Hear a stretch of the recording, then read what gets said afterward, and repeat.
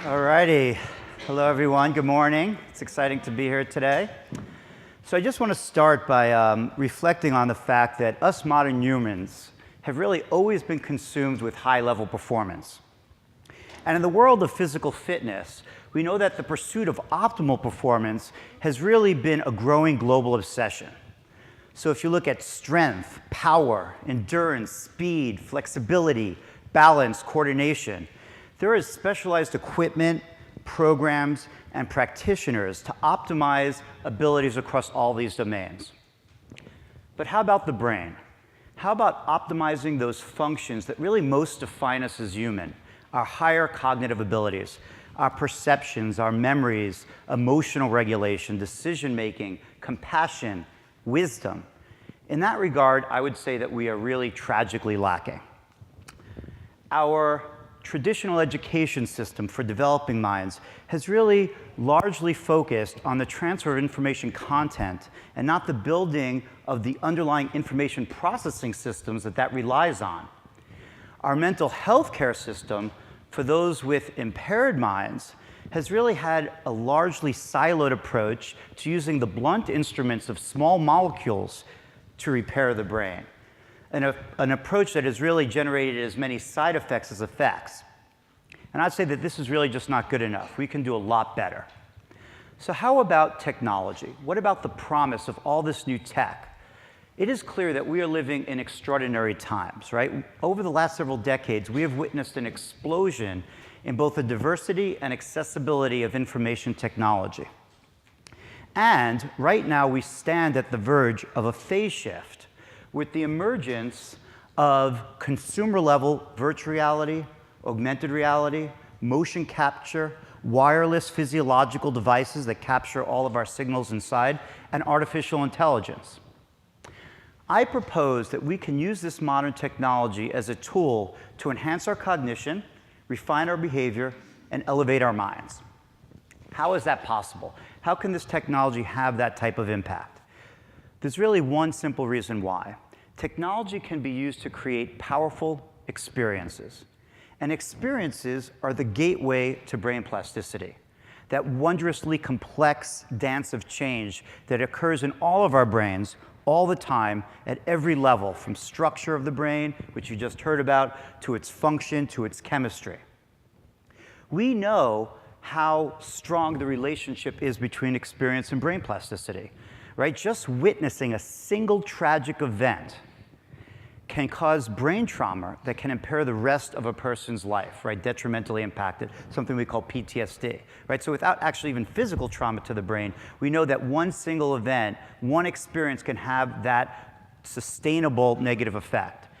Our challenge is, how do we use modern technology to create experiences that maximally harness this plasticity to better our lives? That is the challenge that we should face with all of this incredible innovative energy that's coming out of the tech world. How do we do that? The most effective way to do that is to create what we call closed-loop systems. What a closed loop is that you intervene in some way and quantitatively record with as low latency as possible what the impact of that intervention was. You then use that data to reformulate your intervention and apply again, cycling over and over, constantly refining. This is the most powerful way to change anything, whether it be physical or biological. In our lab, we create closed-loop systems between our brain and video games. Let me break down how this works. While you play the game, we're recording every aspect of your performance in gameplay, and we feed this information into the software. So essentially, the game is diagnosing how you're performing in real time, and then uses that data to feedback an environment that's appropriate. So to scale the difficulty right to the level of your ability, and also give you feedback in real time how you're doing. This drives the plasticity by creating that closed-loop system. Essentially like a personal trainer being there with you every single moment, driving improvement in how your brain is performing. But we can go even further than that. We could use the new technologies of motion capture and these physiological devices to feed even more data about how you're performing into the game engine and use that as the input. And then we can use these new technologies like augmented and virtual reality to create richer environments that are more real world. So that's how we bring on some of the new technology that's emerging. Our hope is to then wrap all of this together in artificial intelligence programs that really create this multimodal integrated closed loop system. We think that this is the most powerful way to change how the brain is functioning, to rewire those circuits and lead to these meaningful and sustainable changes. So let me make this a little less abstract. Let me give you an example from our research. Actually, our first research project in this domain was started 7 years ago when I asked my lab this question: can we build a custom-designed video game with these type of closed-loop mechanics that I just described to you to enhance cognitive control abilities in older adults? Cognitive control is a set of skills that enable us to interact with our complex environment around us. It involves attention, directing your resources that are limited where your goals are, working memory, holding information in mind for short periods of time, and what we call goal management, which is essentially switching between tasks that you have parallel goals to accomplish. Our hypothesis was that we could use a game to challenge one of these domains, in this case goal management, multitasking, to see benefits in other cognitive abilities that were not directly trained but are mechanistically related, meaning that the same brain networks are involved in all of these. That was a hypothesis. So we built a game with friends of mine that worked at a video game company known as LucasArts, George Lucas's video game company, that unfortunately is no longer with us. And we built this game called NeuroRacer, and it uses exactly the closed-loop approach that I described to you to create a multitasking experience. And essentially what our participants doing are driving a car along a road which demands a lot of attention to go left, right, up if they're going up a hill, down if they're going down, and then to respond as rapidly and accurately to the target signs, like the green circles, but not to distractor signs like green pentagons or red circles. Both of these tasks get harder as you do better, and we couple across them with the reward cycle, meaning that you only level up in the game if they both get better, pushing you to multitask, which is something that we do not normally do very well. And we showed that we could use this game as a behavioral diagnostic. So what you're looking at here is age on the axis, on the x-axis, going from 20 years old up to 80 years old. And on the y-axis, the 0%, where you see that red line, that means that you multitask perfectly. It means that you do that sign task as well when you do it alone compared to when you're driving at the same time. And if we take a look at how a 20-year-old multitasks, right, so every percentage you drop is sort of the cost of multitasking. If you ask a 20-year-old how they'll do on this, they believe they will be absolutely perfect because they are convinced they are multitasking masters, right? They practice it every moment of every day. But we know that's not true. We find that they drop almost a third in performance when they multitask on the game. Now, we already know that older adults are going to be challenged in this domain because we'd been studying it for a decade before we even did this experiment. But what was interesting is if we look in between 20 and 80 years old, and what we find is this happens. This is a lifelong change. It makes us think that aging is not about being 80 or 60. It's about not being 23 years old anymore, right? It's a lifelong process where these very, very fine-tuned fluid abilities of the brain decline. And so we can see with a game that we can have a diagnostic tool to study how this ability changes across the lifespan. We can also use EEG recordings to look at brain electrical activity during gameplay. So that was another challenge to our game programmers, to build a game that we can actually record what's going on in the brain during play. And what we find is that this one measure that's very important, it's a burst of activity in the theta range. It's a frequency, a low rhythm, which is coming from the front part of the brain, the part that's most involved in cognitive control. And it's engaged at the most challenging part of the game when you're driving along the road and a sign comes up. Right at that moment, you get a burst of this activity. It peaks in a third of a second, and it declines by the end of a second. And if you look at a 20-year-old, so this is looking down at a head, the average head of our 20-year-olds. The nose is pointing up, the ears are to the side. You see that yellow blob in the middle. And so the warmer colors going all the way up to red, which is the highest level of activity, and blue being the lowest, this is a third of a second later. And so you could see that this activity increases in the frontal lobes. If we take a look at a 70-year-old playing the game, this is what we see. So There's a peak there, right? It's not blue, but it's certainly not reaching the same levels. And we know this from other research that our healthy older adults, and these are healthy individuals that are tested, they have no signs of dementia or impairment, but they're still not as capable as the younger adults, and presumably not as capable as they were when they were younger adults. We see that they do not engage the prefrontal cortex, the most evolved part of our brain that's involved in this really very challenging activity as much as a younger adult. And so what we then do is bring another group of older adults, 60 to 80-year-olds, back into the lab, record their brain activity, and send them off to play this game in a closed-loop fashion at home. And they play it, I think I have a slide there of one of our participants playing at home. They play it for 12 hours over the course of a month. 1 hour a day, 3 days a week for 4 weeks. And then they come back in the lab and we see what happens. The first thing we notice that happens is that their ability to play the game and multitask improves beyond the level of 20-year-olds. And you could see that red dot right in the middle. They're activating the brain, many of them beyond 20-year-olds in the game, and not just more robust, but more rapidly. This is a very clear example of neuroplasticity at the functional level occurring in older adults in response to 12 hours, which is not really all that much when you think about the lifetime that occurred before they played this. We also know that if we look at them 6 months later and play the game, we see that there's a non-significant decline in their ability to multitask in the game. Perhaps what was most exciting is that we find that those other skills we were interested in, working memory and attention, also improve significantly, even though it was not directly trained by the game. This is this elusive transfer that we're always looking for. And it's not a magic trick. It happened here because these skills, these abilities, are mechanistically related to one another. We had two control groups. One group played no game, and the other group played that same game, but in single tasking version. So they did the sign test, they did the driving test, but they never did them at the same time. They did not show any improvements in brain activity, and they did not show any improvements in these skills, this transfer skills. So it's not just that anything you do for your brain is good for you, just like not anything you eat or any drug you take is going to be equally impactful. It was the challenge in this multitasking domain that led to the transfer in this case. We were really delighted that this was published after 6 years from the beginning of building the game to the study in Nature at the end of 2013.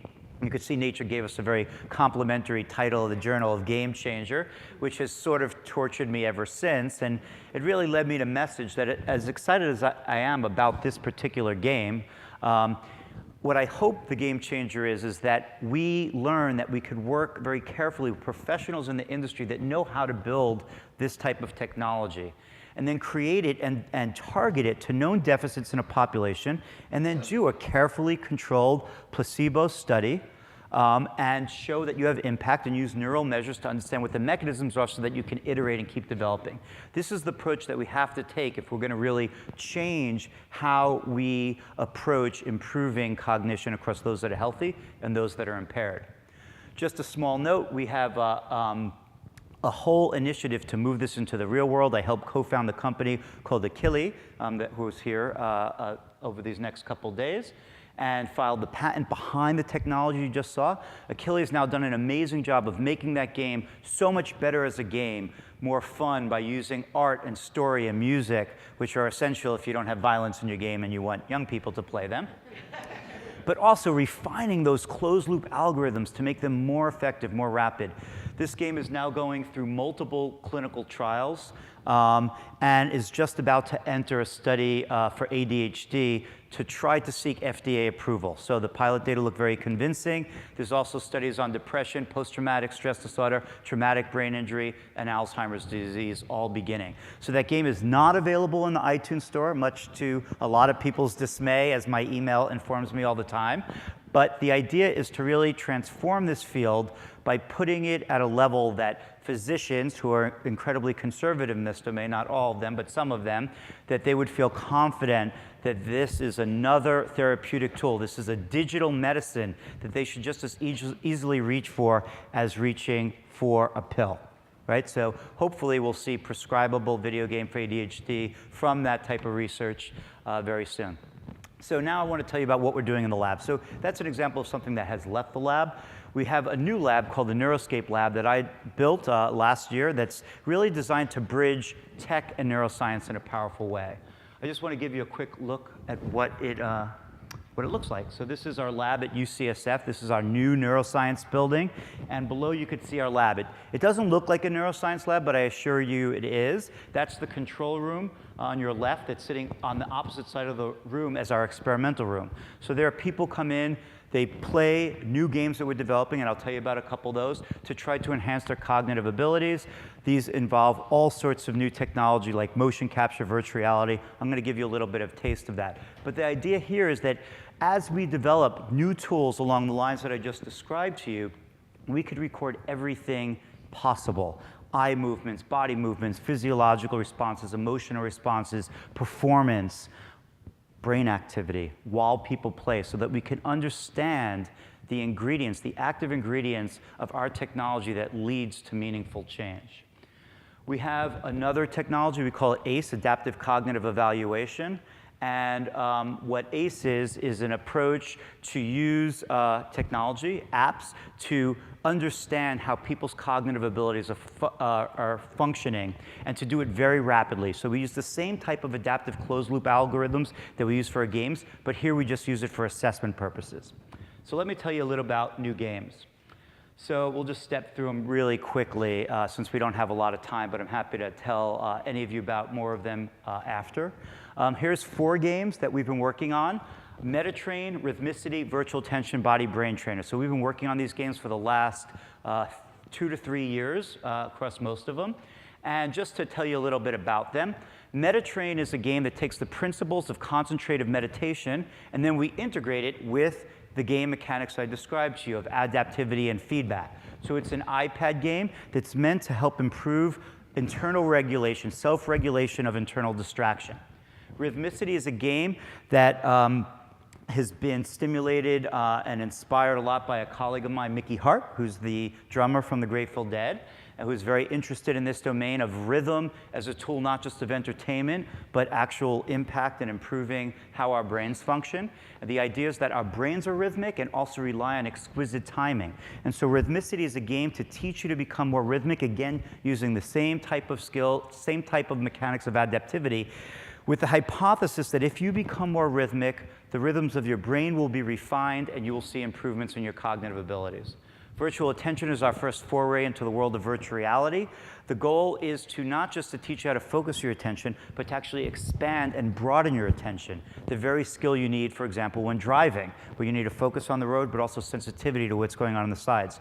I think it's a perfect use of virtual reality, taking advantage of the fact that it has a very wide field of view and depth, something that you just can't do with a monitor. And then Body Brain Trainer is maybe one of our most exciting games right now. It is a game that integrates physical training and cognitive training in one game experience. So while the game is adaptive, so while you're doing all these cognitive challenges, and as I described to you, the game is getting more difficult as you get better, as your attention gets better, as your memory gets better.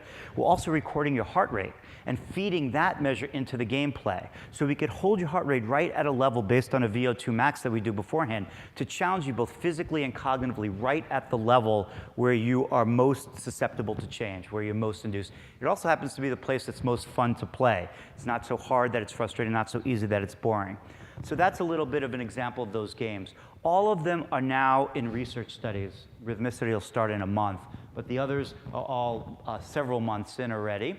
And our goal is to now bring the highest level of scientific methodology to figure out how these work. So we do everything from MRI, structural and functional, EEG, stress monitoring, blood work to look at inflammatory markers. We do sleep monitoring at home using devices. All before and after, many things actually during 6 weeks to 2 months of training. Right now, they're all in younger adults, but we'll move it into younger kids, children, and older adults in our next move, and then out to clinical populations. But the real win will not happen this year or next year. It's what I call neuro-CrossFit training. It's how all of these games actually work together, right? We don't want to repeat some of the mistakes of our past and work in silos, that one game is just going to be the holy grail. They're all going to supply different aspects that improve our function, and that's what I'm excited about. While that's going on, and it's going to take us a while to look at how they interact, I have actually been training on these games myself. 3 of them, Metatrain, Rhythmicity, and Body Brain Train, I spent 2 months playing. and recording data before and after. I'm not going to share that with you now, but I can tell you it looked pretty good. We're still waiting on some of the blood data, but I don't know what the outcome's going to be, but I could tell you I have great enthusiasm of what we're going to see over the years as I continue to train. So let me conclude now with the most science fiction sounding part of it, but I assure you that we have a lot of research efforts in our lab into the idea that video games work because they selectively activate neural networks, something that we've never successfully done with a small molecule. So they activate the brain, and then by using a closed loop system, we put pressure on it and change it. But we think that's just the beginning. We could then bring on other approaches, neuromodulation and a new view of neurofeedback to really enhance those effects. To do that, we created and we're still working on a new technology that we call the glass brain. I don't have that much time to talk about it. If you Google it, you'll read tons about it. But essentially, it's a combination of MRI and EEG that allows us to visualize ongoing brain activity in real time. You're looking here at different frequencies in the brain that are correlated with a video game that's being played during this recording, as well as these flows of how areas are communicating with each other. We bring all of this data into our game engine, and it gives us this amazing ability to just navigate a human brain with a joystick while someone is functioning and someone is playing. We see that it has great diagnostic potential to see what's occurring in someone's brain while we challenge them in a specific way. But what's most exciting, and I'll conclude with this, is that this can be a gateway to another level of closed-loop systems. So let me just wrap it all up in one slide. 2015, you go to your doctor and you have problems with your attention. Let's say whether you're 12 or 80, this is largely the approach, right? We get a pill that has the problem in that it's blunt. As I said before, it activates the brain. It acts on a neurotransmitter system, but it doesn't act on a neural network. And this is why we get side effects, because we have to push the doses too high to get the effects we want. We're hoping that in 2020 we could decrease the doses and then use something like ACE to get an assessment to know where we want to target our intervention, right? So it's targeted. Then use a video game to activate a specific neural network with the closed loop dynamics to put pressure on the system. Then using the glass brain, we could take EEG data and feed it into the game. So the game is essentially diagnosing what's weak about how your brain is processing information, and then using that data to guide the adaptivity and the feedback. So it's like a surgical approach. We think of it as like a gamma knife that we could focus our engine right on those processes that are most efficient.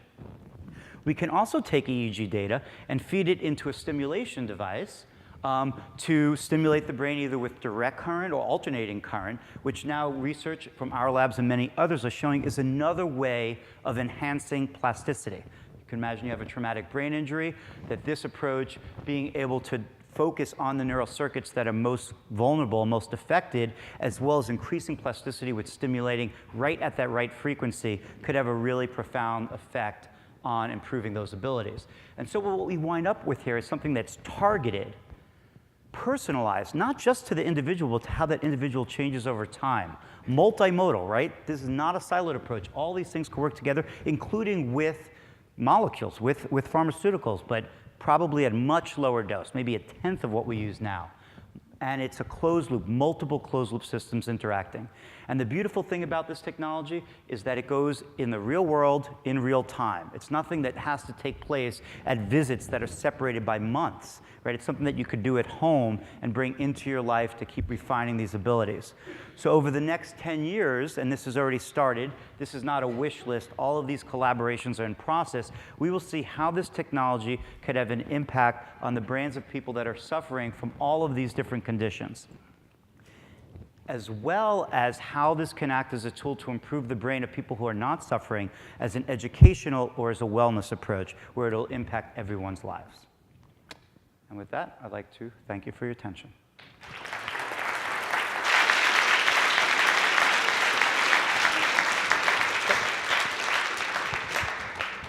So we have some time for questions. Come to the mic if you've got a question. You mentioned your work with attention deficit hyperactivity disorder. Are you doing any pilot testing of that? Do you need candidates or people that can test it? So what has occurred with ADD or ADHD, depending on how we recruit for that, is that Akili has really taken that on as their first main target. So they have completed a study. I'm an advisor now, which is sort of nice to step back and let my colleagues figure out the next part of that story. And so their game is called EVO, Akili's game, and that game has finished a pretty large pilot study on ADHD that was led by a principal investigator, Scott Collins, out of Duke, and the data was very exciting. They actually just announced at a conference last week. If you go online, you could read about it. The data looks really nice, and that data was presented to the FDA, who was very enthusiastic about it, and that is beginning a full-out, I think, 5-center clinical trial to prove the game as a therapeutic device for ADHD treatment. There are other ADHD studies going on, more mechanistically, not for approval at UCSF. And you know, ADHD, as I know everyone here appreciates, is a very, very complicated diagnosis. It's constantly changing. What does it mean if you're 60 and you have attention problems, which is one of the main areas that we study? There's almost, that diagnostic entity doesn't even really exist in that age group, but yet in our clinical experience, we know it's true. So I think that we're going to be seeing a big expansion of how a tool like this can impact people that have attention deficits across the lifespan. I think that this will really help expand our view of what we can do to people independent of what age they are. I wonder if you could say any careers that you would recommend to someone who wants to work in this business that you've got going.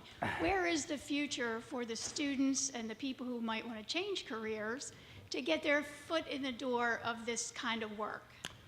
Well, that's an easy one because it's so vast. It's such a multidisciplinary field. We have people that come into our lab.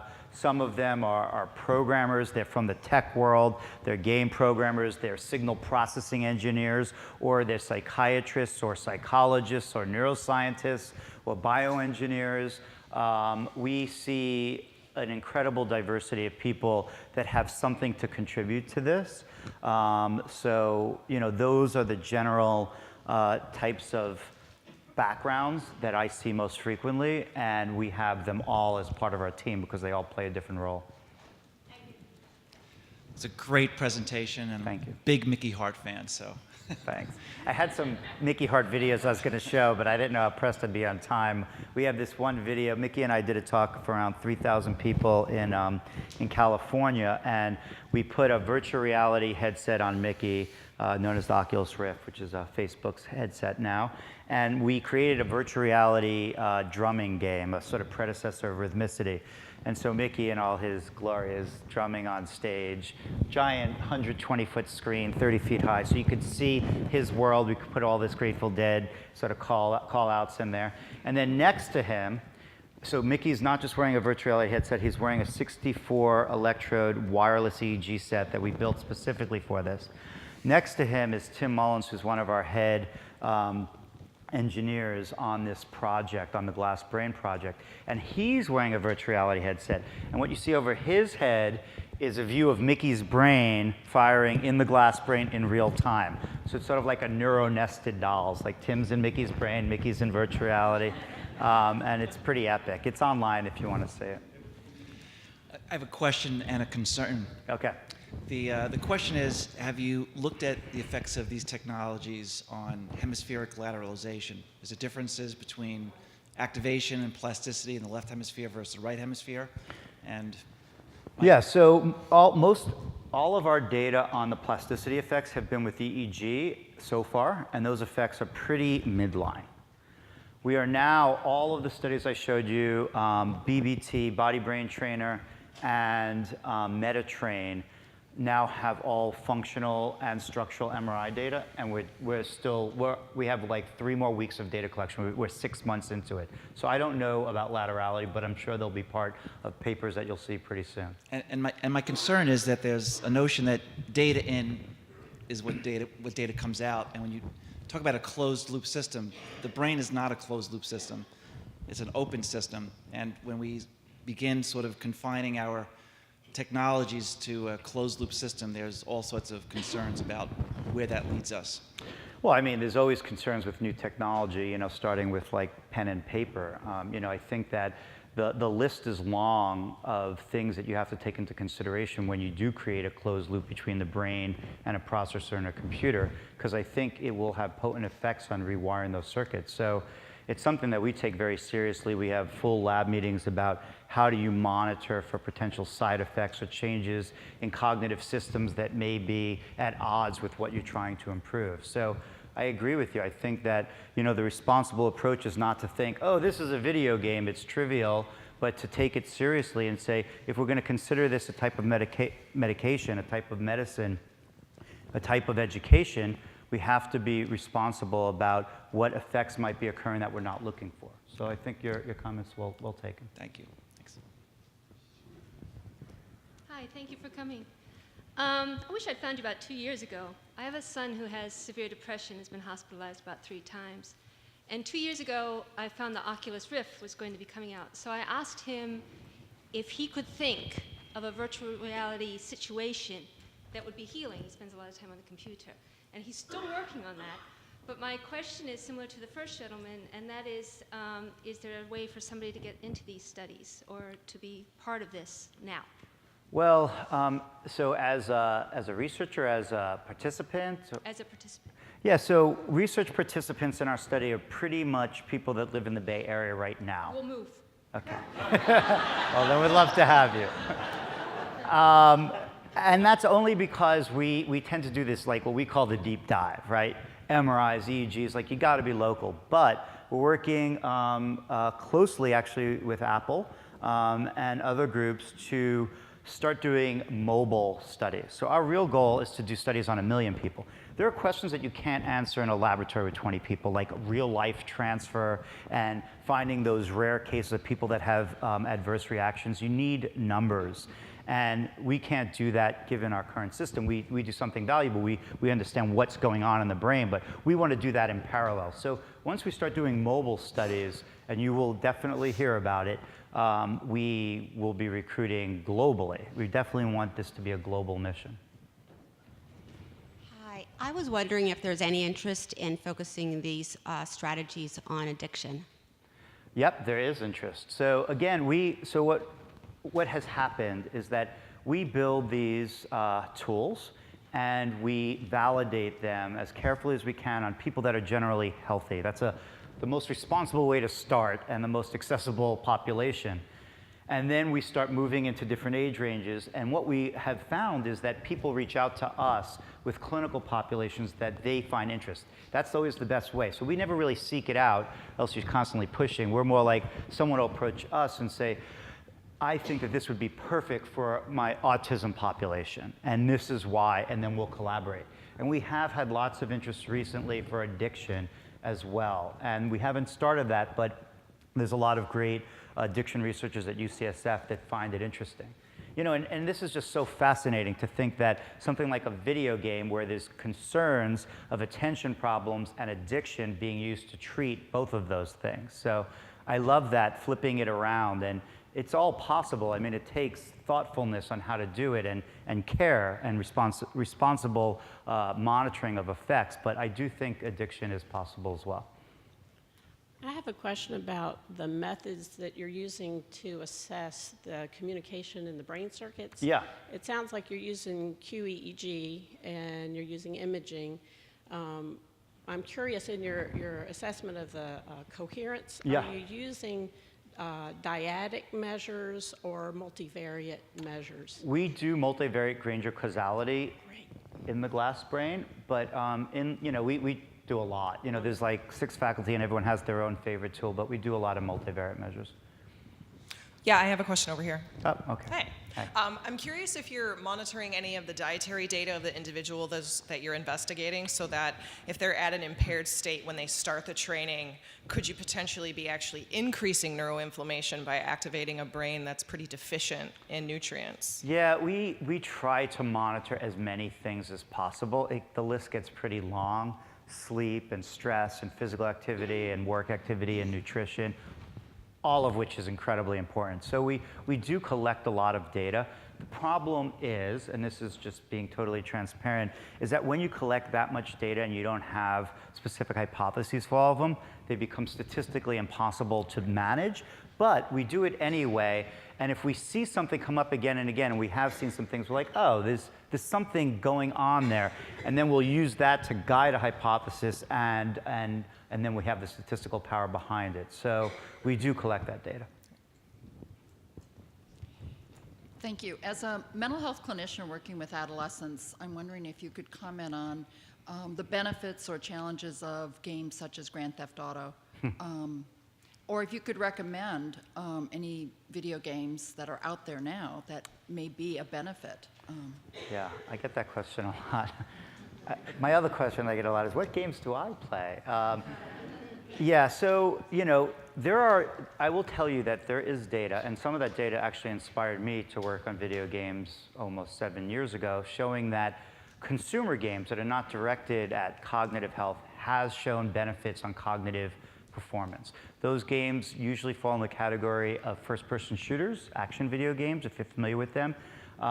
Grand Theft Auto is not exactly in that category, but those games, like Call of Duty, have been shown to improve cognitive control abilities, those very abilities that I told you about in older adults, in the young people that play them. Probably not so surprising if you play these games. They're really taxing cognitive control. They're very, there's lots of interference, there's careful, selective decisions, there's the need for working memory and shifting. They don't use adaptive algorithms in the way that we do, so I don't think they'll be as effective. So I don't know about Grand Theft Auto in particular, but I could tell you that some consumer games do have benefits, and that's been shown mostly for first-person shooters in the cognitive control domain. But I do want to make very clear, video games are like saying food or drugs. It is a vast category with many, many different types of games that have different active ingredients that might have different positive and or negative outcomes. So these very rapid games work on cognitive control, but other games might have abilities, benefits on different things like spatial attention. There's lots of interest in Minecraft, which is more of a sandbox game where you seek things out, the goals are not as defined. So Minecraft is one that comes to mind. My favorite game is a game called Portal 2 by a company called Valve. It's a spatial game, and I think it's awesome. Just a real quick question: as this becomes part of like the therapeutic field, do you have an idea about how insurance companies are going to feel about this treatment option? Will it be covered? The affordability of iPads for some of the populations and things like that? It's an open-ended question. We talk about it, but our first step was to get approval. But I think that even some conversation I've had here, even just as far as yesterday, are opening up some interesting opportunities. There's other big questions like adoption, like even FDA approval, even reimbursement. It's like a paradigm shift for a physician to pull out their prescription pad and not write a drug, but write iPad for a month.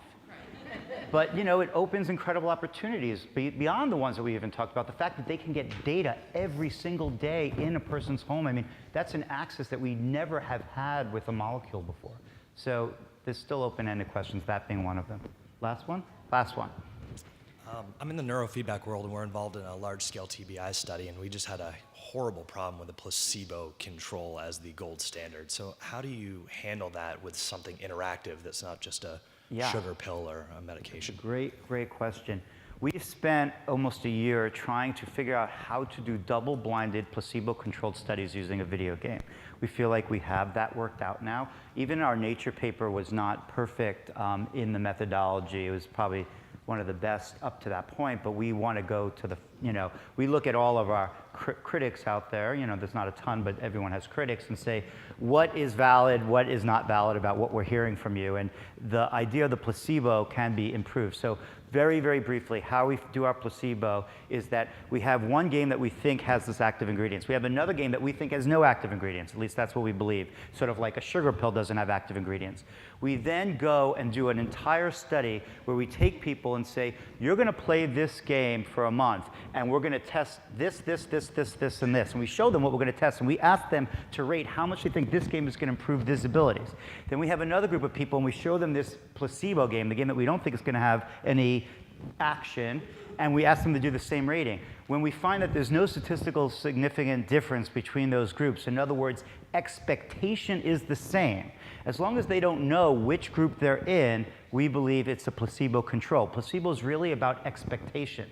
If they have equal expectations that that game is going to have the same impacts, when you see a difference, it's not caused by expectation, and it's not a placebo effect. That's how we do it. Okay, thank you, everyone.